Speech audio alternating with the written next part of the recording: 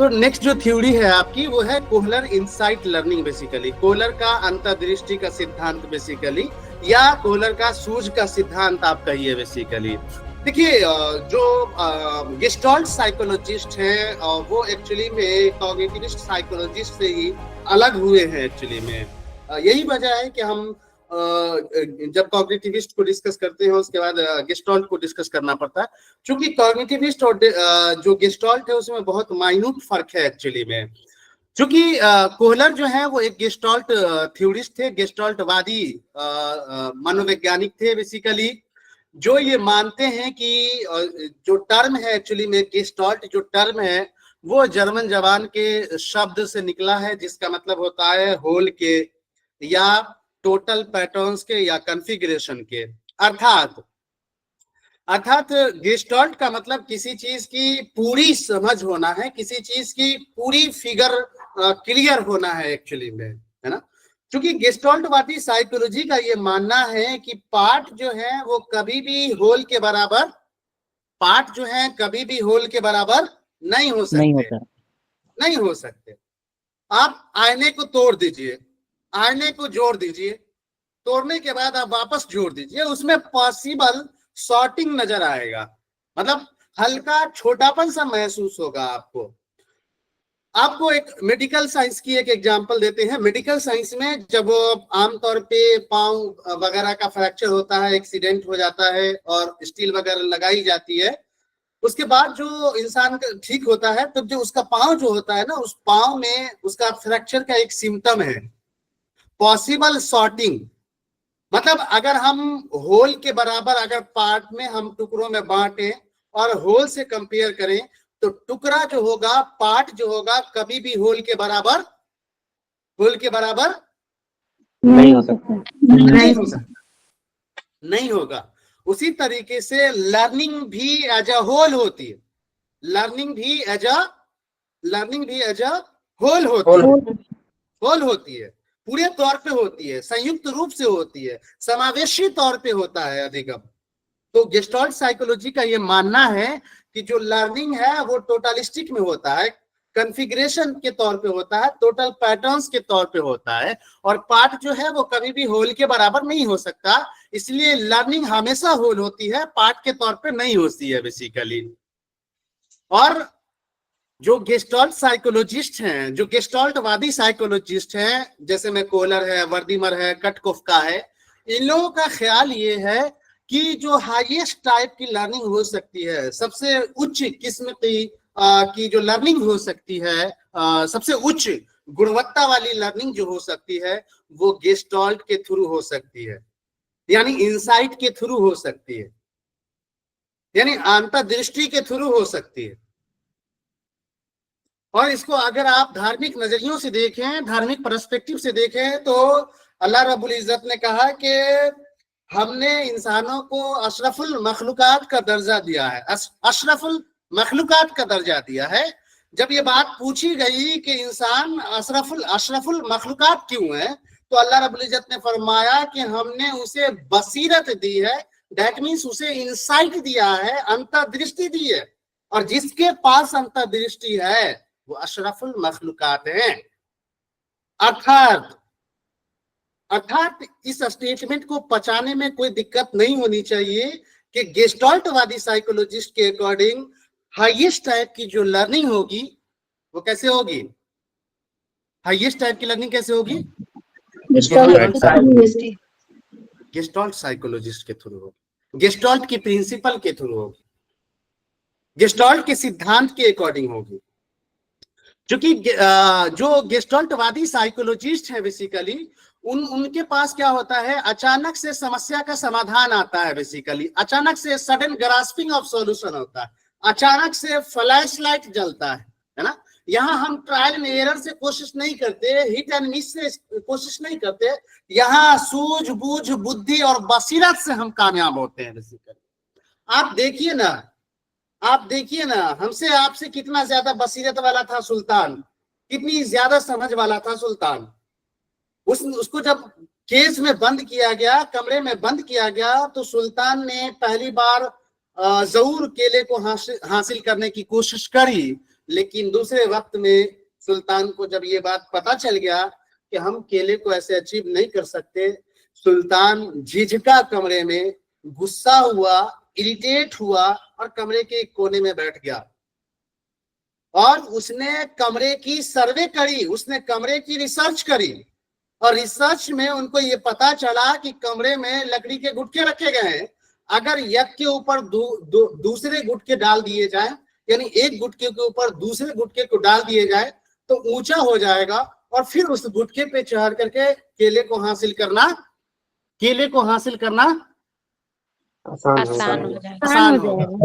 आसान हो जाएगा। And this is the examples of insight. बेजा कोशिश नहीं करी सुल्तान ने, बार बार इरेशनल बिहेव नहीं किया कि एक बार नहीं हुआ दोबारा कूद जाते हैं, नहीं हुआ तिबारा कूद जाते हैं, वो काम नहीं किया। उसने बसीरत का इस्तेमाल की। तो बेसिकली जो गेस्टाल्ट साइकोलॉजी है उसमें सडन सॉल्यूशन आ जाता है बेसिकली प्रॉब्लम का, अचानक से समस्या का समाधान आ जाता है। कैसे? अभी देखा आपने, सुल्तान कमरे में बंद था, बैठा था और अचानक से उसके दिमाग में आया, बत्ती जली, अचानक से फ्लैश लाइट जला कि हम लकड़ी के गुटके को अगर जमा कर देंगे तो ऊंचा हो जाएगा और फिर उस पर चढ़ करके केला को हासिल करना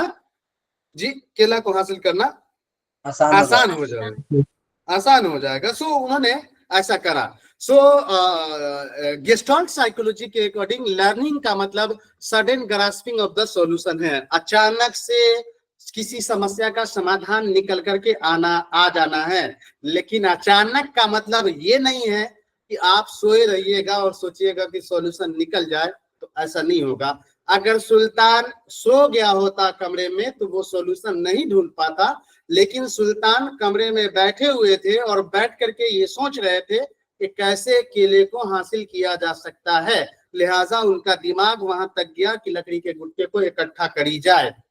सो एक्चुअली में sudden grasping of the solution है, अचानक से समस्या का समाधान आता है। लेकिन ऐसा नहीं है कि सुतल छी भी आ हुई है, वैसा वाला बात नहीं है। आप काम कर रहे हैं तो सॉल्यूशन मिलेगा जी, काम करेंगे तो सॉल्यूशन मिलेगा। सो ये है बेसिकली। और दूसरे शब्दों में अगर हम इसको कहें तो अ फ्लैश ऑफ अंडरस्टैंडिंग, अचानक से समझ विकसित हो जाना, अचानक से समझ आ जाना, without any process of trial and error. कोई किसी भी तरीके की hit and miss, strive and succeed की थ्योरी का इंप्लीकेशन नहीं किया जाता है गेस्टाल्ट साइकोलॉजी में बेसिकली।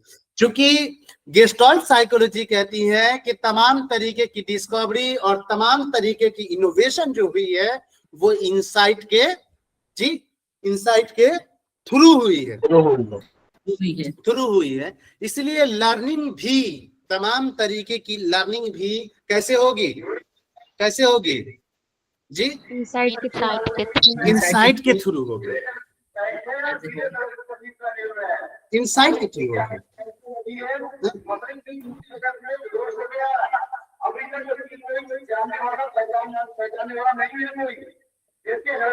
सर आवाज आ रही है, पता आवाज आ रही है उसको।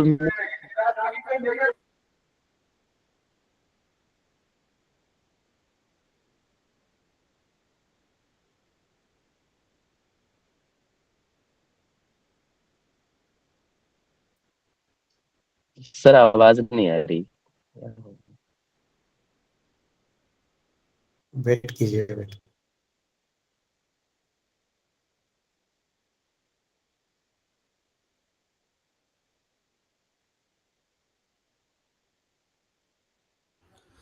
Okay, so I was talking about the discovery and innovation.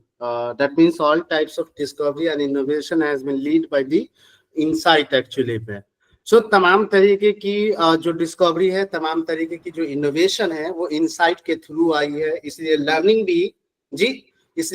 भी इंसाइट के थ्रू आएगा बेसिकली, अंतर्दृष्टि के थ्रू आएगा, बसीरत के थ्रू होगा। अर्थात लर्निंग जो है वो दिमाग के थ्रू होता है एक्चुअली में, ट्रायल एंड एरर या स्टिमुलस रिस्पांस के थ्रू नहीं होता है बेसिकली, है ना।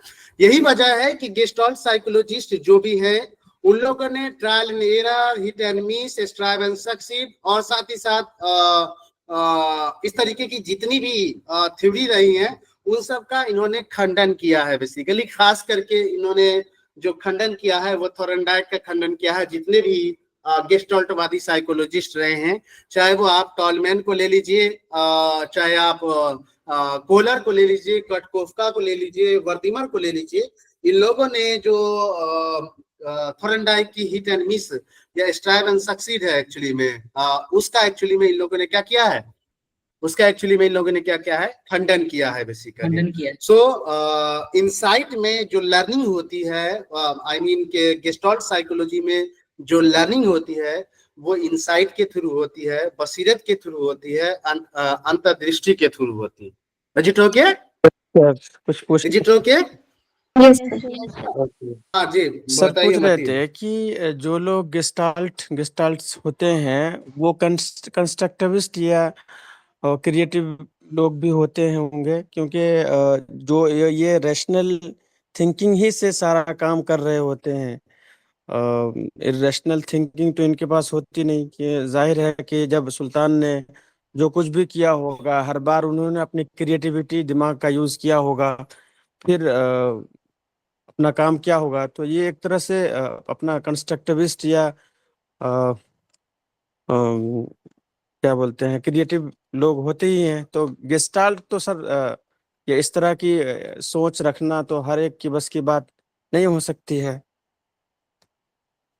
ठीक है, देखिए, gestalt is not a constructivist psychology. Gestalt is just one step further towards cognitive theory. Actually gestalt या कॉग्निटिविस्ट साइकोलॉजी का मैटर ये है कि ये लोग कहते हैं कि दिमाग का इस्तेमाल किया जाए लर्निंग की प्रोसेस में, इनसाइट का इस्तेमाल किया जाए। वेयर एज कंस्ट्रक्टिविज्म की जब हम बात करते हैं तो कंस्ट्रक्टिविज्म साफ तौर पे कहता है कि लर्निंग में लर्नर्स अपनी लर्निंग का खुद जिम्मेदार है और वो खुद अपनी तमाम चीजों को कंस्ट्रक्ट करेगा। उसके पास वो मैच्योरिटी होगी, वो तमाम खुद प्लान बनाएगा और खुद उसको एग्जीक्यूट करेगा बेसिकली। और जो टीचर्स होगा वो सिर्फ फैसिलिटेटर्स की भूमिका निभाएगा एक्चुअली, जबकि उनकी मैच्योरिटी, उनकी एज, उनकी इन्वायरमेंटल कंडीशंस, इन तमाम चीजों को कंस्ट्रक्टिविज्म नजरअंदाज कर देता है। लेकिन ये जो गेस्टाल्ट साइकोलॉजिस्ट हैं ये कंस्ट्रक्टिविज्म की बात नहीं करते। ये कहते हैं कि लर्निंग प्रोसेस में मेंटल प्रोसेस का या आपकी मेंटल एबिलिटी का इन्वॉल्व होना जरूरी है एक्चुअली। जब तक मेंटल एबिलिटी का इन्वॉल्वमेंट नहीं होगा तब तक लर्निंग नहीं कर पाएंगे आप एक्चुअली। अब ये इस बात में कोई शक नहीं है कि गेस्टाल्ट साइकोलॉजी फर्दर लीड करती है कंस्ट्रक्टिविज्म को। सर लेकिन ने लेट मी कंप्लीट, कॉग्निटिविस्ट ने गेस्टाल्ट को लीड किया और गेस्टाल्ट कंस्ट्रक्टिविज्म को लीड किया। बेसिकली जब हम कंस्ट्रक्टिविज्म की बात कर रहे हैं तो कंस्ट्रक्टिविज्म मतलब मामला सिर्फ ये नहीं है कि आपने लर्निंग को क्रिएट करना है, मामला सिर्फ ये नहीं है, मामला सिर्फ ये नहीं है कि आपको लर्निंग को फैसिलिटेट करना है।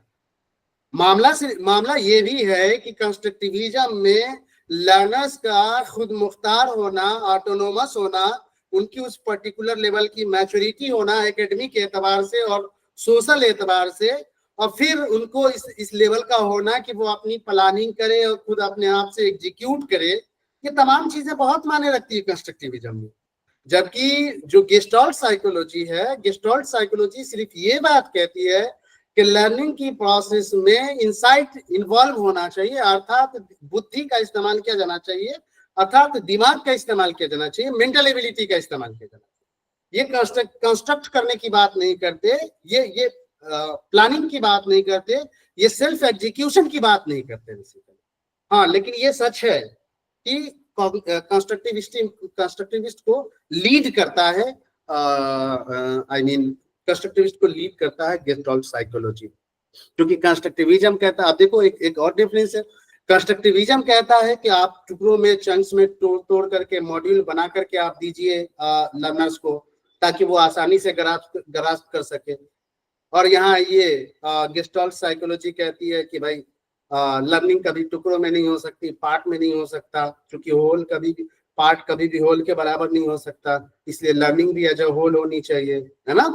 तो डिफरेंसेस है, लीड जरूर करती है कॉग्निटिव बिहेवियरिज्म को लीड किया कॉग्निटिविज्म, कॉग्निटिविज्म को लीड किया गेस्टाल्टवादी, और गेस्टाल्टवादी को लीड किया पर्पसिव बिहेवियरिज्म, और पर्पसिव बिहेवियरिज्म को लीड किया सोशल कंस्ट्रक्टिविस्ट, और सोशल कंस्ट्रक्टिविस्ट को लीड किया कंस्ट्रक्टिविस्ट एक्चुअली में। तो नॉट एग्जैक्टली आप ऐसा नहीं कह सकते कि गेस्टाल्टवादी ही कंस्ट्रक्टिविस्ट है। ओके सर, लेकिन यहाँ पे सर कॉलर हम्म। कॉफका और गेस्टाल्ट जो है वो चिंपांजी का तो बिहेवियर भी तो चेक कर रहा है ना, तो ये एक बिहेवियर के भी कैटेगरी में आता है ना तीनों, ये बिहेवियरिस्ट। जाहिर है कि जिस तरीके आप साइकोलॉजी, देखिए यही तो बात है ना कि साइकोलॉजी की एक बड़ी कैरेक्टरिस्टिक्स ये है कि आप जिस तरीके से एक साइकोलॉजी की तरफ से दूसरी साइकोलॉजी की तरफ मूव करते हैं, पहली साइकोलॉजी की कैरेक्टरिस्टिक्स को दूसरी साइकोलॉजी लीड करती है। जैसे जैसे आप आगे बढ़ते चले जाते हैं, एक साइकोलॉजी दूसरी साइकोलॉजी को लीड करती है।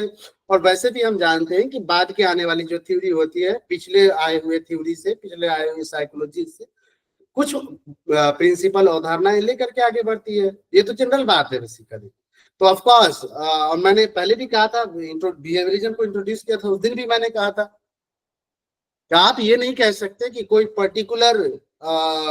भी पर्टिकुलर स्कूल्स ऑफ थॉट मुकम्मल करता है किसी भी लर्निंग प्रोसेस को, बल्कि हर स्कूल्स ऑफ थॉट का जब तक के बेस्ट प्रिंसिपल हम इंटीग्रेट नहीं करते हैं, शामिल नहीं करते हैं, तब तक लर्निंग के और लर्निंग सिचुएशन और लर्निंग एनवायरनमेंट को क्रिएट किया जाना पॉसिबल ही नहीं है बेसिकली।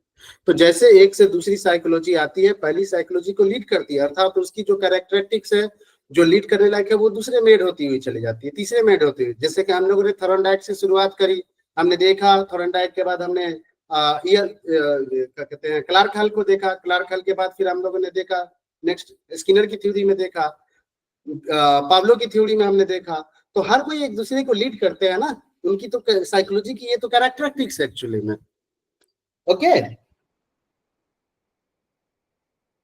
हाँ भाई जी सर ये क्या तीनों हाँ। ये तीनों कॉलर कॉफका गेस्टाल्ट ये बिहेवियरिस्ट कहला सकता है, मतलब कह सकते हैं इसको? कैसे कहलाएगा भाई? आप जब वर्दीमर कह दिए तो फिर बिहेवियरिस्ट कैसे कहेंगे? जब आपने गेस्टाल्ट कह दिया तो फिर बिहेवियरिज्म कैसे कहेंगे? तो ये इट्स ऑल अबाउट, मतलब वो कॉग्निटिविस्ट होगा सर ये? तो नहीं, कॉग्निटिविस्ट भी नहीं होगा, ये गेस्टाल्ट ही होगा। तो गेस्टाल्ट फिर ये किसकी बात कर रहा है सर? क्या किसकी बात कर रहा है? इनसाइट की बात कर रहा है। क्या किसकी बात कर भाई रहा है? इनसाइट की जो होल टू पार्ट की लेट बात से कर आए रहा हो है, हैं? होल टू पार्ट की बात कर रहा है सर। हाँ, होल टू पार्ट की बात कर रहा है। Maxims of principal, maxims of teaching जो है होल टू पार्ट, जिसमें आप बात करते हैं इंसाइट की, जिसमें आप बात करते हैं कि कुल से पार्ट की तरफ जाइए, कुल से जुज की तरफ जाइए, उसकी बात करता है। आप इसको नहीं, आप बिहेवियरिज्म नहीं कह सकते, क्योंकि ये आपने देखा, आप इसको trial and error, hit and miss, strive and succeed की थ्योरी का खंडन किया है, अर्थात कनेक्शनिज्म का खंडन किया है। आप इसको कॉग्निटिविस्ट नहीं कह सकते, क्योंकि कॉग्निटिविस्ट सिर्फ लॉजिक, रीजनिंग और तर्क की बात करता है, और वो टुकड़ों में, चंक्स में लर्निंग को होने की बात करता है। लर्निंग को एक इवेंट के तौर पे नहीं देखता है, लर्निंग के एक प्रोसेस के तौर पे देखता है। लेकिन गेस्टाल्टवादी साइकोलॉजिस्ट लर्निंग को एक इवेंट्स के तौर पे देखता है, एक घटना के तौर पे देखता है बेसिकली, और फिर कहता है कि भाई जो पार्ट है वो कभी भी होल के बराबर नहीं होना चाहिए, इसलिए लर्निंग जब कभी भी हो पहले होल को इंट्रोड्यूस करिए, फिर उसके बाद पार्ट पार्ट में जाइए, तो चीजें ज्यादा समझ में आएगी और लर्निंग ज्यादा इफेक्टिव होगी। ओके जी, बिल्कुल सर, एग्जैक्टली। हाँ चलिए। तो ये था एक्चुअली में क्या कहते हैं कि इंट्रोडक्टरी पार्ट था। अब आपको मालूम है कि जो क्या कहते हैं कि कोहलर है, कोहलर ने दो तरीके के एक्सपेरिमेंट किए। एक एक्सपेरिमेंट आपने देखा होगा, एक एक्सपेरिमेंट में वो कमरे में बंद करते हैं चिंपैंजी को, यानी सुल्तान को, और उस कमरे में सेलिंग से उन्होंने क्या कर रखा था जी? सेलिंग से क्या कर रखा था? केला लटका रखा था, बेसिकली केला लटका रखा था। आप देखिए ये कमरा है, इसी कमरे में लकड़ी के गुटके डाले गए हैं, ये देखिए लकड़ी के गुटके डाले गए हैं पहले वाले में। अब इसने केला ये अचीव करने की कोशिश करी सुल्तान ने, जब अचीव नहीं कर पाए तो फिर स्क्रीन शेयर नहीं है, शेयर है, कहाँ हो भाई? शेयर है। कहाँ हो जी? नहीं दिख रहा हमको। लेफ्ट करके फिर से ज्वाइन करिए। सो देखिए इसमें जो पहली फिगर है, पहली जो तस्वीर है आप उसमें देखिए कि सुल्तान एक्चुअली कमरे में केला लटका हुआ है और सुल्तान इसको ऐसे ही कूद करके उसको हासिल करने की कोशिश करते हैं। बेसिकली नहीं होता है तो इस कमरे में वो बैठ जाते हैं और झिझकने लगते हैं। एक्चुअली झिझकने का मतलब समझते हैं ना जी? इरिटेट हो जाते हैं, गुस्सा हो जाते हैं बेसिकली, क्योंकि भूखा होता है सुल्तान। फिर दूसरे जब वो इरिटेट हो जाते हैं, कमरे में बैठ जाते हैं, कमरे का सर्वे करते हैं, सिचुएशन का सर्वे करते हैं, रिसर्च करते हैं, इंसाइट लगाते हैं, दिमाग लड़ाते हैं, और दिमाग लड़ाने के बाद सडन ऑफ सॉल्यूशन आता है, अर्थात अचानक से फ्लैश लाइट जलती है और फिर वो ये सोचते हैं कि ये जो लकड़ी के गुटके हैं, एक के ऊपर अगर दोबारा दो को रख दिया जाए, एक के ऊपर दो को रख दिया जाए तो ऊंचाई बढ़ जाएगी और फिर उस पर चढ़ करके केले को हासिल किया जा सकता है बेसिकली। लिहाजा इसमें उस दूसरे फिगर में देखिए सुल्तान ने क्या करी कि लकड़ी के जो गुटके हैं उसको जमा करना शुरू कर दिया। और फिर तीसरे फिगर में देखिए आप, तो सुल्तान ने लकड़ी के गुटके पे चढ़ करके केला को हासिल कर लिया। बेसिकली केला को हासिल कर लिया। एक्चुअली में इसी एक्सपेरिमेंट में एक दूसरा एक्सपेरिमेंट हुआ जिसमें कमरे में से ये तमाम लकड़ी के गुटके हटा दिए गए थे और फिर उसी तरीके से सेलिंग से केला को लटका दिया गया था और उस कमरे में एक बड़ी मेज डाल दी गई थी। एक बड़ी मेज समझते हैं ना? मेज समझते हैं ना? हाँ, तो बड़ी मेज डाल दी गई। हाँ, तो बड़ी मेज डाली गई उस कमरे में। जब बड़ी मेज डाली गई और कोलर बाहर से ऑब्जर्वेशन कर रहे थे, मुशाहिदा कर रहे थे, तो उन्होंने देखा कि सुल्तान एक ही नजर में देख करके सिचुएशन को समझ गए और सुल्तान ने फट से उस मेज को खींच करके लाया और उस केले के नीचे उस मेज को लगा दिया और फट से मेज पे चढ़ा और केले को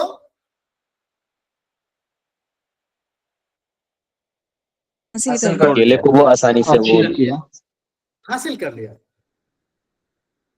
यही होता है दिमाग और यही फर्क है कॉग्निटिविज्म, यही फर्क है बेब्रिस्टिक के दरमियान। आप देखिए कितना जल्दी सिचुएशंस को परसीव किया सुल्तान ने। देखा कि भाई हमारे साथ अगले सिचुएशन जो थी, हमारे पास लकड़ी के गुटके रखे गए थे तो हम उस पर चढ़ करके हासिल किए थे, लेकिन सिचुएशन जब बदल दी गई, हालात जब बदल दिए गए, तो उसने फट से उस पर चढ़ा, मेज को लाया खींच करके और मेज पर चढ़ करके उसने केले को हासिल कर लिया एक्चुअली में। और यही है इंसाइट, यही है दिमाग, यही है अंतर्दृष्टि और बसीरत एक्चुअली में। इस सिचुएशंस को समझ गए तुरंत उसमें इस पर एक प्रिंसिपल भी बना है जो कि हम आगे डिस्कस करेंगे बेसिकली। दूसरी बात, दूसरा एक्सपेरिमेंट किया उन्होंने जिसमें आप देखिए कि सुल्तान को उन्होंने एक केस से बंद कर दिया गया। केस समझते हैं ना जी? केस समझते हैं ना भाई? पिंजरा, एक तरीके से पिंजरा, राइट। पिंजरा में एक्चुअली में बंद किया गया है, पिंजरा में बंद किया गया। और वो जो पिंजरा का दरवाजा है, आप देखिए पिंजरा के दरवाजे को आप गौर से देखें तो पिंजरा के दरवाजे में बीच बीच में क्या है? बीच बीच में क्या है? स्पेस है रे भाई, बाहर नहीं दिख रहा है, स्पेस नहीं है जी, स्पेस नहीं है। वो जो दरवाजा है, हाँ, वो जो दरवाजा है ना, दरवाजे में थोड़ी थोड़ी जगह है ताकि उसको दिखे। पूरा बल्ला लगा दीजिएगा, दीवार खिंचवा दीजिएगा तो दिखेगा कैसे बाहर से, बाहर जो चीजें रखी है। तो इसलिए उस केज में जो है थोड़ी थोड़ी जगह छोड़ी गई कि उसमें से झांकी मार के देख सके सुल्तान की क्या है बाहर में। तो आप उस केज में, उस पिंजरे में क्या किया गया कि कुछ लकड़ी के डंडे डाले गए या प्लास्टिक का डंडा डाला गया। जौन पढ़ना है पढ़ लीजिए, हमने दोनों तरीके के पढ़े हैं। और वो जो लकड़ी का डंडा था उसको एक को दूसरे में घुसेरा जा सकता था और उसको टाइट किया जा सकता था और उसकी लंबाई बढ़ाई जा सकती थी बेसिकली। कोलर मुशाहिदा करते हैं कि सुल्तान ने पहले एक लकड़ी का लिया, वो एक डंडा लिया और बाहर रखे केले को उस लकड़ी के डंडे की सहायता से या प्लास्टिक के पैड की सहायता से उस केले को अपनी तरफ खींचने की खींचने की कोशिश करी, लेकिन वो कामयाब नहीं हुए। फिर से वही सिचुएशन आया कि फिर से वो कमरे में झिझक गए, फिर से गुस्सा हो गए सुल्तान, और झिझक करके फिर से साइड में बैठ गए। अचानक से सडन ऑफ सॉल्यूशन बना कि एक लकड़ी को अगर दूसरे से हम जोड़ दें, एक पाइप को दूसरे से जोड़ दें तो लंबाई बढ़ जाएगी और फिर हम उससे आसानी से उस केले को अचीव कर सकेंगे। तो उन्होंने देखा कि सुल्तान ने फट से दो लकड़ी को या दो जो पाइप थे उसको जोड़ने की कोशिश करी और जोड़ करके फिर से उन्होंने हासिल करने की कोशिश करी, लेकिन कामयाब नहीं हो सके। फिर उन्होंने तीसरे को जोड़ा और जोड़ करके फिर लंबाई बढ़ाई और फिर से केला को हासिल करने की कोशिश की, और फॉर्चुनेटली इस बार सुल्तान जी कामयाब हो गया। इसका मतलब ये हुआ कि जो इंसाइट डेवलप होती है वो इंसाइट तमाम क्षेत्रों में काम आती है। आपने देखा ना, लकड़ी के गुटके से लेकर के मेज पर हम आए और मेज से लेकर के एक पिंजरा में आए, और आपने देखा कि किस तरीके से वहां पे लकड़ी के जोड़ने का, लकड़ी के गुटका को इकट्ठा करने का कॉन्सेप्ट हमने देखा। फिर मेज पे चढ़ करके हमने हासिल करी और फिर हम फाइनली पहुंच गए लकड़ी जोड़ करके उसको हासिल करने की। अगर आप गौर से देखें तो तकरीबन एक ही तरीके की प्रिंसिपल, एक ही तरीके की आइडियोलॉजी जो है, from first experiment to the third experiment, एक ही तरीके के प्रिंसिपल, एक ही तरीके की इंसाइट चली आ रही है। इज इट राइट जी? सर ये पहला एक्सपेरिमेंट में सर वुडन बॉक्स और स्टिक था, जो वुडन ही था। हाँ, वुडन था। दूसरा एक्सपेरिमेंट में दूसरा एक्सपेरिमेंट में बिग मेज था, बड़ा वाला मेज था, राइट। और तीसरा वाला जो पिंजरे वाला एक्सपेरिमेंट था, तो वो जो स्टिक जो ऐड कर रहा था सर बनाना को चिपकाने के लिए, वो भी मतलब वुड का ही था। उसमें मैं दावा नहीं करता, लेकिन मैंने दोनों तरीके की पढ़ी है। कहीं पे लोग बताते हैं कि लकड़ी के पाइप थे, पाइप था उसका प्लास्टिक वाला, जिसको एक दूसरे से कसा जा सकता था। हाँ, और मैंने कई किताब पढ़े हैं जिसमें ये बताता है लोग कि लकड़ी के ही वो डंडे थे जिसमें होल था, जिसमें एक को दूसरे में घुसेरा जा सकता था। इस तरीके के लकड़ी के डंडे थे बेसिकली। जी सर, वो प्लास्टिक वाला भी कहीं बात आई थी, इसलिए मैंने पूछा जी। हाँ, जी तो दोनों तरीके की हमने पढ़ी है किताबों में। ये एक्सपेरिमेंट था, और जो कि आप जान रहे थे। हमारा मसला ये नहीं है कि हम आपको एक्सपेरिमेंट याद दिलाएं और ये करें, क्योंकि इस एक्सपेरिमेंट के बेसिस पे आगे की बात होगी, लिहाजा उसका डिस्कस किया जाना बहुत जरूरी था। अब देखिए, जो इंसाइट्स की थ्रू लर्निंग होगी उसके लिए कुछ क्राइटेरिया है, कुछ कसौटी है एक्चुअली, या कुछ जरूरी तत्व हैं जिसके माध्यम से इंसाइट लर्निंग होगी। इंसाइट लर्निंग आप अगर सोचते हैं कि हम में आसानी से हो जाए या हम लोगों में बहुत आसानी से हो जाए इंसाइट लर्निंग, तो ऐसा नहीं होगा। इंसाइट लर्निंग सबके पास नहीं हो सकती, सब कोई इंसाइट लर्निंग नहीं कर सकता, क्योंकि इंसाइट लर्निंग के लिए कुछ क्राइटेरिया है। उस क्राइटेरिया को आप फुलफिल करेंगे तभी इंसाइट लर्निंग कर पाएंगे, अदरवाइज आप इंसाइट लर्निंग नहीं कर पाएंगे। जिसमें से पहला क्राइटेरिया है comprehension as a whole. Insight learning वही करेगा जो किसी भी सिचुएशन की, जो किसी भी परिस्थिति की हॉलिस्टिक समझ रखेगा, अर्थात किसी भी कॉन्टेक्स्ट को, किसी भी सिचुएशन को एज अ होल समझेगा। एज अ होल समझने का मतलब है कॉम्प्रिहेंसिव वे में समझेगा, मतलब उसके जो पॉजिटिव है, नेगेटिव है, एस्पेक्ट है, सब चीज को समझेगा, पूरी तरीके से गौर फिक्र करेगा, पूरी तरीके से माहौल को ऑब्जर्व करेगा। वही लोग इंसाइट लर्निंग कर सकता है। जरा याद करिए सुल्तान को, जैसा कि हमने बताया, लकड़ी के वो डंडे वाले में भी और कमरे वाले में भी, अगर सुल्तान आंख बंद कर लिया होता, आंख बंद करके हमारे आपकी तरह बैठ गया होता कमरे में या उस पिंजरे में, तो बताइए सुल्तान कभी भी केला अचीव कर पाता? कभी भी केला अचीव कर पाता? नहीं सर, नहीं कर पाता। तो सुल्तान ने क्या किया बेटा? सुल्तान को जब अचीव नहीं हुआ तो सुल्तान ने एक्चुअली में इरिटेट हुआ, गुस्सा हुआ, चिड़चिड़ापन सा महसूस हुआ, जाहिर है कि हम कामयाब नहीं होते हैं तो चिड़चिड़ापन सा आता है, फ्रस्ट्रेशन आता है। लेकिन उसी परिस्थिति में सुल्तान कमरे में बैठ गया और कमरे में बैठ करके कमरे का सर्वे करने लगा, सिचुएशंस को समझने लगा। नहीं, सर्वे किया तब ना दिमाग लड़ा भाई कि लकड़ी के गुटके रखे गए हैं, जमा कर देंगे तो एक के ऊपर दूसरा जमा हो जाएगा तो चढ़ करके हासिल हो जाएगा, या डंडा को जोड़ देंगे तो बड़ा हो जाएगा तो अचीव कर लेंगे। इसका मतलब वो सर्वे किए ना, सिचुएशंस को समझने की कोशिश करिए। तो इनसाइट लर्निंग उसी को होगी जो सिचुएशन को एज अ होल परसीव करेगा। जो सिचुएशन को एज अ होल परसीव नहीं करेगा, इनसाइट लर्निंग उसके पास नहीं हो सकती। इसलिए तमाम तरीके के लर्नर इनसाइट लर्निंग नहीं कर सकते। बताइए अलुल्लाह साहब। और जी। जब से एक्सपेरिमेंट का चर्चा हुआ तब से मेरे दिमाग में बस एक बात चल रहा था, इसलिए पूछ लें कि ये जो इंसाइट है, मुझे नहीं लगता है, ऐसा लग रहा है कि बिना कॉग्निशन का और बिना बिहेवियरिज्म का ये पॉसिबल नहीं है। ये इसलिए एक तो तरह से कहा मान है। लीजिए हाँ जी, बोल लीजिए जी जी। कि उन्हें जो मतलब ऐसा सिचुएशन दिया गया, एक बिहेवियर में ढाला गया, जैसे उसको पिंजरा में बंद किया गया या रूम में बंद किया गया। दूसरा जो कुछ भी उसने दिमाग लगाया, तो कहीं ना कहीं उसने तो कॉग्निशन का इस्तेमाल किया ना, तब तो जाके इंसाइट हुआ। ऑफ कोर्स, इसलिए मैंने कहा ना कि एक साइकोलॉजी दूसरी साइकोलॉजी को लीड करती है। हम जैसे साइकोलॉजी में एक स्कूल्स ऑफ थॉट से दूसरे की तरफ मूव करते हैं, कुछ कैरेक्टरिस्टिक्स पहले से लेके चली जाती है।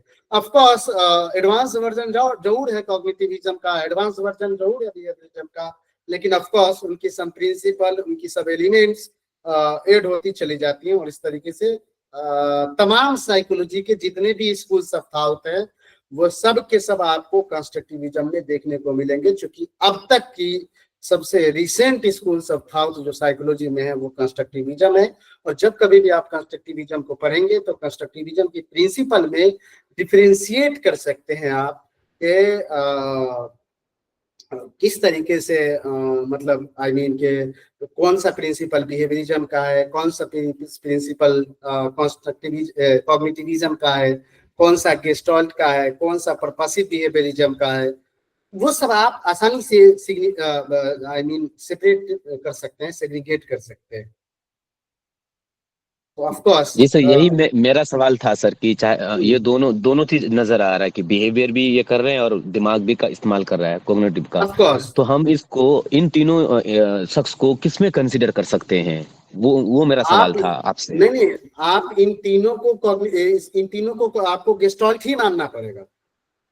मतलब इसको ना बिहेवियरिस्ट, ना कॉग्निटिविस्ट, ना No. कंस्ट्रक्टिविस्ट, कुछ भी नहीं, बस No. गेस्टाल्ट मानना होगा। बस गेस्टाल्ट मानना होगा, क्योंकि ये एक अलग स्कूल्स ऑफ थॉट है ना। कॉग्निटिविज्म का एक्सटेंडेड वर्जन है, बिहेवियरिज्म का एक्सटेंडेड वर्जन है, ये अलग एक स्कूल्स ऑफ थॉट है। आप इनको किसी के साथ मर्ज नहीं कर सकते। जो बिहेवियरिस्टिक हैं उनको आप सिर्फ बिहेवियरिस्टिक कहेंगे। अगर इन कैरेक्टरिस्टिक के बेसिस पे कहेंगे तो फिर थॉर्नडाइक को ले आइए और कंस्ट्रक्टिविज्म में कहिएगा कि थॉर्नडाइक कंस्ट्रक्टिविज्म के सपोर्टर है और फाइंडर्स है। ले आइए स्किनर को, ले आइए थॉर्नडाइक को, पाब्लो को। आप ऐसा नहीं कह सकते, क्योंकि सब कोई एक अलग स्कूल्स ऑफ थॉट लेकर के बैठा है। और जो स्कूल्स ऑफ थॉट से जो बिलोंग करता है उसको रिकॉग्नाइज करना पड़ेगा, उसको एक्नॉलेज करना पड़ेगा उस पर्टिकुलर स्कूल्स ऑफ थॉट से। इज इट ओके जी? अरे भाई बोलो, बातें समझ में आई कि नहीं जी? जी हाँ सर। जी। सो ये था आपका क्या कहते हैं कि comprehension as a whole, I mean insight learning के लिए पहली क्राइटेरिया। तो सिचुएशन को जब तक आप होलिस्टिक वे में नहीं समझेंगे, पूर्ण रूप से नहीं समझेंगे, तब तक आप इनसाइट लर्निंग नहीं कर सकते हैं, उसे नहीं कर सकते। दूसरी बात, क्लियर गोल। देखिए, इनसाइट लर्निंग उसी का होगा जिसके पास स्पष्ट लक्ष्य अर्थात क्लियर कट जो है वो मकासद होने चाहिए, क्लियर कट उद्देश्य होंगे, उन्हीं का इनसाइट लर्निंग हो पाएगा। क्योंकि आपको पता होना चाहिए कि आपका प्रॉब्लम क्या है, तभी आप उस सॉल्यूशन के लिए पर्टिकुलरली काम कर पाएंगे। जब तक प्रॉब्लम का पता नहीं होगा तब तक हम सॉल्यूशन के लिए काम नहीं कर पाए। सोल्यूशन के लिए नहीं कर सकते बेसिकली, क्योंकि प्रॉब्लम ही पता नहीं है तो सोल्यूशन के लिए क्या काम करना है भाई। प्रॉब्लम तो पता होना चाहिए ना आपको क्या कुछ अचीव करना है ये पता होना चाहिए। अगर सुल्तान को पता नहीं होता कि हमें इस केज में क्यों बंद किया गया है या हमें इस कमरे में क्या करना है, तो बताइए कि सुल्तान केला अचीव कर पाते? नो जी सर। नहीं अचीव नो कर सर। पाते। जब से उनको कमरे में या उस पिंजरे में बंद किया गया, सुल्तान का एकमात्र उद्देश्य था, और वो उद्देश्य क्या था? केला प्राप्त एकमात्र करना। उद्देश्य था केला प्राप्त करना। किसी को कोई शक है इस बात में? जी नो सर। नहीं। तो बेसिकली एकदम क्लियर कट गोल है इसका, आई मीन सुल्तान का, कि हमें केला अचीव करना है भाई, केला को प्राप्त करना है। एकदम क्लियर कट बोला। इनसाइट लर्निंग के लिए ये जरूरी है कि आप एकदम क्लियर हो कि आपको क्या कुछ अचीव करना है। अगर क्लियर नहीं होंगे तो अचीव नहीं कर पाएंगे। उसके बाद है power of generalisation. Power of generalisation का मतलब है कि आपने वो एबिलिटी, जिसको आप एसोसिएटिव शिफ्टिंग भी कह सकते हैं, स्टिमुलस जनरलाइजेशन भी कहते हैं। जैसा कि हमने आपसे थॉर्नडाइक ने कहा एसोसिएटिव शिफ्टिंग, और आई मीन क्लार्क हल में हमने स्टिमुलस जनरलाइजेशन की बात करी थी, और पाब्लो में हमने आई मीन स्टिमुलस शिफ्टिंग की बात करी थी ना भाई? जी जी। हाँ। सो बेसिकली आप देखिए उस सब में क्या हो रहा था, उस समय क्या हो रहा था भाई, कोई बताइए? एसोसिएटिव शिफ्टिंग में क्या कर रहे थे स्टिमुलस जनरलाइजेशन में?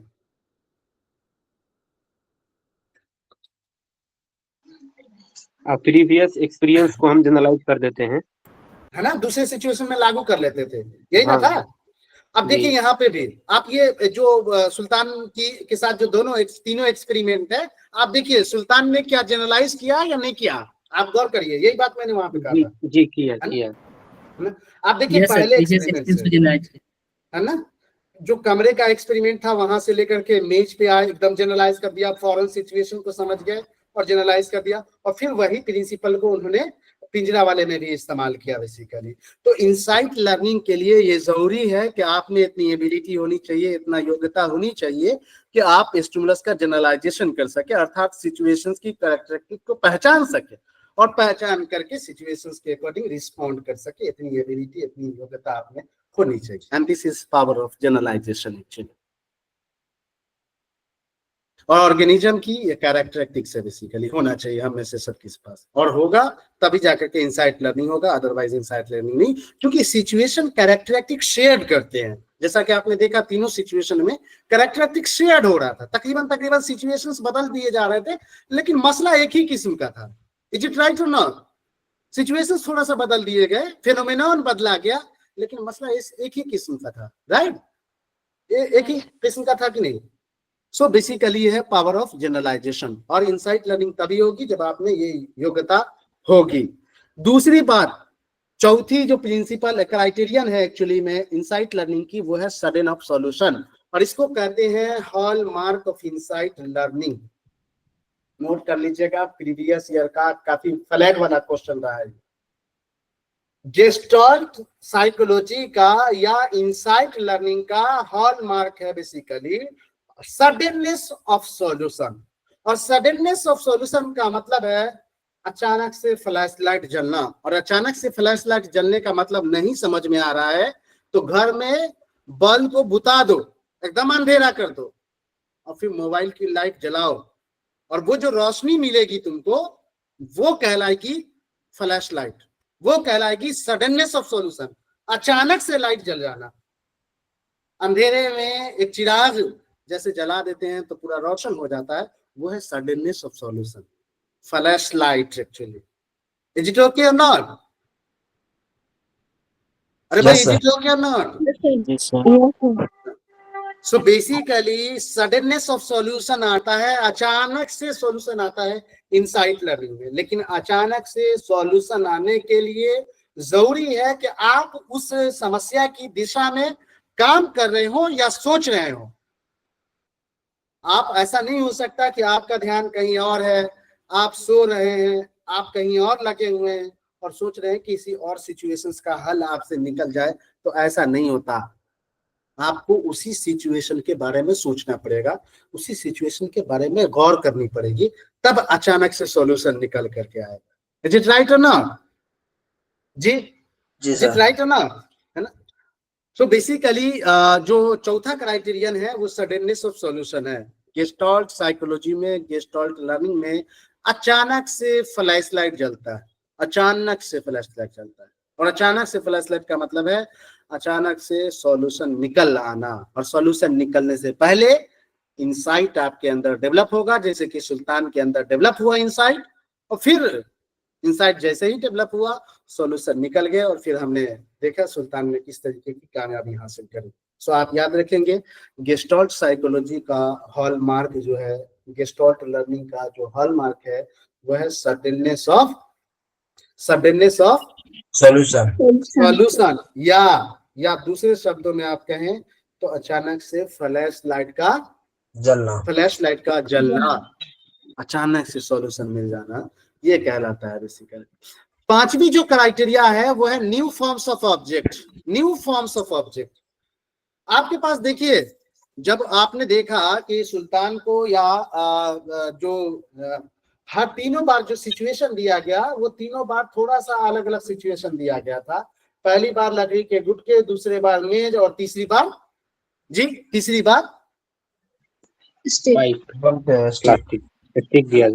स्टिक दिया गया था।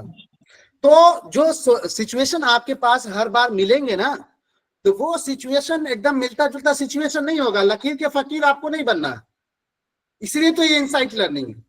आपको सिचुएशन की कैरेक्टरिस्टिक्स को आइडेंटिफाई करना है कि कौन कौन सी कैरेक्टरिस्टिक शेयरेबल है, कौन कौन सी कैरेक्टरिस्टिक शेयर्ड है एक्चुअली में, इस तरह की खुसूसियात कौन कौन सी है। आपके पास जब कभी भी समस्या आएंगे तो थोड़े न्यू फॉर्म्स में आएंगे, जैसे कि सुल्तान के पास आया लकड़ी के गुटके, मेज और फिर स्टिक का मैटर, तीनों बार न्यू फॉर्म्स में समस्या आए। और गेस्टाल्ट लर्निंग में आपको जब कभी भी समस्या मिलेगा हर बार हल्के मॉडिफिकेशन के तौर पे या हल्के नए फॉर्म्स में आपके पास समस्याएं आएंगी। Is it okay? और आप पे डिपेंड करता है कि आप उस सिचुएशन को कैसे परसीव कर रहे हैं, कैसे एक सिचुएशन से दूसरे सिचुएशंस की कैरेक्टरिस्टिक्स को कंपेयर कर रहे हैं, कैसे कैरेक्टरिस्टिक्स को आइडेंटिफाई कर रहे हैं और कैसे बिहेव कर रहे हैं, ये आपकी समझ पे डिपेंड करता है। लेकिन हर बार समस्याएं एकदम मिलता जुलता नाप तौल के एक जैसा नहीं आएगा। अगर नाप तौल के एक जैसा आएगा फिर बुद्धि का, दिमाग का कोई मतलब नहीं बनेगा। Am I right or not? Yes sir. तो हर बार सिचुएशन बदलने चाहिए, इसलिए गेस्टाल्ट लर्निंग में हर बार जो सिचुएशन मिलेंगे आपको न्यू फॉर्म्स में मिलेंगे, नए तौर पर मिलेंगे, थोड़े बहुत चेंजेस मिलेंगे, शेयरेबल कैरेक्टरिस्टिक्स होगा, शेयर्ड कैरेक्टरिस्टिक्स मिलेंगे आपको इनसाइट लर्निंग में। उसके बाद इनसाइट लर्निंग में ट्रांसफर ऑफ लर्निंग होगा। ट्रांसफर ऑफ लर्निंग का क्या मतलब होता है भाई? ट्रांसफर ऑफ लर्निंग सुना है जी? Yes sir. हाँ, क्या होता है भाई जाहिर? ट्रांसफर ऑफ लर्निंग में ये होता है सर, जैसे पास्ट में कोई चीज सीख के रखे हैं, लेकिन प्रेजेंट में कोई काम करना है उसमें मेरा हेल्प कर रहा है, सहायता कर रहा है, तो फिर है ना? वो चीज आ रहा है। बिल्कुल ये है। लेकिन ट्रांसफर ऑफ लर्निंग तीन तरीके के होते हैं, एक पॉजिटिव ट्रांसफर होता है, एक नेगेटिव ट्रांसफर होता है और एक जीरो ट्रांसफर होता है। जीरो ट्रांसफर होता है बेसिकली। तो पॉजिटिव ट्रांसफर में यही होता है कि पहले अगर हम कोई चीज सीखे हैं तो अब नई चीज सीखने में अगर वो सपोर्ट कर रहा है, मदद कर रहा है, तो वो पॉजिटिव ट्रांसफर है। नेगेटिव ट्रांसफर में अगर पहले से सीखी गई कोई चीज अब के सीखे जाने वाली चीजों में बाधाएं उत्पन्न कर रहा है, तो वो क्या है एक्चुअली में? नेगेटिव ट्रांसफर है। और ना ही सपोर्ट कर रहा है ना ही बाधाएं उत्पन्न कर रहा है, तो जीरो ट्रांसफर है। सिफर मुंतकली है, आमोजिस की सिफर मुंतकली है एक्चुअली में। आई मीन अधिगम का शून्य ट्रांसमिशन है, शून्य ट्रांसफर एक्चुअली में। तो ट्रांसफर ऑफ लर्निंग होती है गेस्टाल्ट साइकोलॉजी के अंदर, अर्थात पहले से जो आपके अनुभव है, पहले के जो एक्सपीरियंस है आपके, वो अब आगे की सिचुएशंस को सीखने में, आगे की चीजों को सीखने में, आगे की स्किल्स को सीखने में, आगे की बिहेवियर को सीखने में मदद भी कर सकता है, हर्डल भी पैदा हो सकता है, और मे बी कि वो कुछ भी ना करे, आई मीन ना सपोर्ट करे ना हर्डल पैदा करे, ऐसी भी सिचुएशन हो सकता है। तो इस स्थिति को हम लोग ट्रांसफर ऑफ लर्निंग कहते हैं बेसिकली, और गेस्टल्ट साइकोलॉजी में ट्रांसफर ऑफ लर्निंग होती है, जिसको अगर दूसरे तौर पे आप समझना चाहें तो हमने ऊपर में कहा है आपसे, मे भी आप समझ रहे होंगे, स्टिमुलस जनरलाइजेशन, एसोसिएटिव शिफ्टिंग, और क्या कहते हैं स्टिमुलस शिफ्टिंग। लेकिन आप अगर सिर्फ इस बात से आप ये कह दे रहे हैं कि ये ट्रांसफर ऑफ लर्निंग है, तो ये एक्चुअली में आपकी बहुत बचकानी समझ को दर्शाता है, क्योंकि एसोसिएटिव शिफ्टिंग या स्टिमुलस जनरलाइजेशन सिर्फ पॉजिटिव पहलू को रिफ्लेक्ट करता है, जो कि ट्रांसफर ऑफ लर्निंग का सिर्फ एक कंपोनेंट्स होगा, जबकि transfer of learning widespread है एंड कॉम्प्रिहेंसिव है, इसलिए ट्रांसफर ऑफ लर्निंग को ट्रांसफर ऑफ लर्निंग ही कहा जाए, एसोसिएटिव शिफ्टिंग को एसोसिएटिव सिस्टम ही कहा जाए, और स्टिमुलस जनरलाइजेशन को स्टिमुलस जनरलाइजेशन ही कहा जाए। Is it okay? Yes sir. Yes sir. So इसमें ट्रांसफर ऑफ लर्निंग होगी, और फिर जब कभी भी सीखेंगे तो बिहेवियर में क्या आएगा भाई? बिहेवियर में जी, बिहेवियर में क्या होगा? चेंजेस होंगे, परिवर्तन होंगे बेसिकली, है ना। सो जहां तक पॉसिबल हो सकेगा, पहले से जो सीखी गई बिहेवियर है, अब जो नई बिहेवियर सीखी जाएगी उसमें एक्चुअली में पहले की अपेक्षा आपके बिहेवियर में चेंजेस होंगे, क्योंकि लर्निंग का मतलब ही है चेंज इन न्यू बिहेवियर या appearance of new characteristics to the behaviour, और something adding of some new characteristics to the behaviour. So learning जब कभी भी होगा तो बिहेवियर में चेंजेस आएंगे। बिहेवियर में चेंजेस का मतलब है मेंटल एबिलिटी बढ़ सकती है, आपके फिजिकल अपीयरेंस में चेंजेस आ सकता है, बातचीत में चेंजेस आ सकता है, मेंटल एबिलिटी में चेंजेस आ सकता है। तो ये तमाम चीजें बिहेवियरल कंसिडर होते हैं। बिहेवियरल का मतलब सिर्फ फिजिकल अपीयरेंस नहीं है। सो लर्निंग जब कभी भी होगी बिहेवियर में चेंजेस आएगा। Is it okay? Yes sir. Is it okay? तो ये था आपका क्या कहते हैं क्राइटेरिया।